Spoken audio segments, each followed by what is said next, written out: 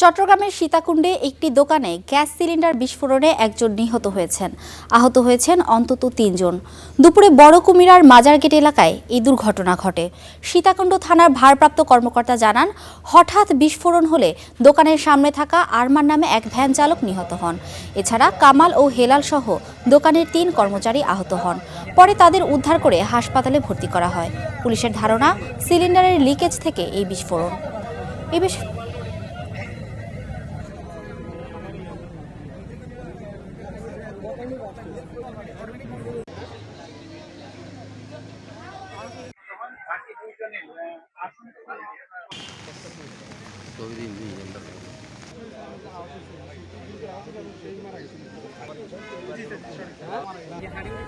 এই বিষয়ে জানতে আমাদের সঙ্গে যোগ দিচ্ছেন আমাদের সহকর্মী রুকনুদ্দিন। রোকন, বিস্ফোরণের ঘটনা নিয়ে আমাদেরকে আরেকটু বিস্তারিত জানাবেন, আর আহতদের এখন কি অবস্থা? চট্টগ্রামের সীতাকুণ্ডের কুমিরার যে মাজারগেট এলাকায় যে বিস্ফোরণের ঘটনাটি ঘটেছে, সেখানে আসলে একটি ভাঙারি দোকান ছিল।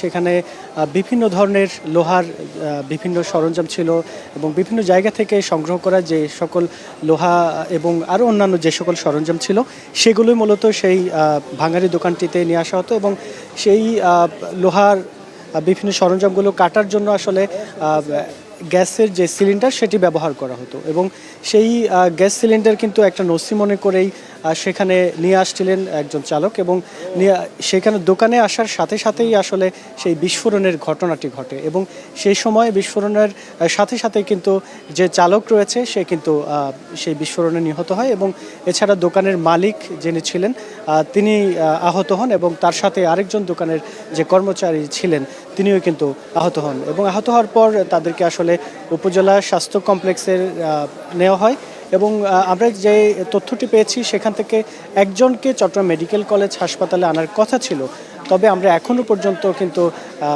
সেরকম কোন তথ্য পাইনি। চট্টগ্রাম মেডিকেল কলেজে যেহেতু এখন আমরা আছি, এখনও পর্যন্ত তাদের কাউকে আমরা কিন্তু পাইনি এবং সীতাকুণ্ড থানার যিনি ওসি রয়েছেন তিনিও কিন্তু আমাদেরকে তেমনটি জানিয়েছেন আসলে যে হঠাৎ করে যে বিস্ফোরণটি ঘটে এবং বিস্ফোরণ ঘটার সাথে সাথে কিন্তু দোকানের যে উপরে যে চাল ছিল টিনের, সেই চালটিও কিন্তু উড়ে যায় এবং ভয়াবহভাবে একটি বিস্ফোরণ হয় এবং বিস্ফোরণের পরে দোকানের পাশাপাশি পাশের যে বাড়িটি ছিল সেই বাড়ির কিন্তু বাইরের যে গ্লাস ছিল গ্লাসও কিন্তু ফেটে যায়, সেরকম কিন্তু আমরা তথ্য পেয়েছি। তো সব মিলিয়ে বলা যায় যে কী কারণে আসলে এর বাইরে কোনো কারণ আছে কিনা যে এই বিস্ফোরণের, সেই বিষয়টি আসলে তদন্ত সাপেক্ষে বলা যাবে, সেই বিষয়টি কিন্তু সংশ্লিষ্ট যারা রয়েছেন তারা জানিয়েছেন। তো এই ছিল আমার কাছে চট্টগ্রাম থেকে সবশেষ। ধন্যবাদ রোকন।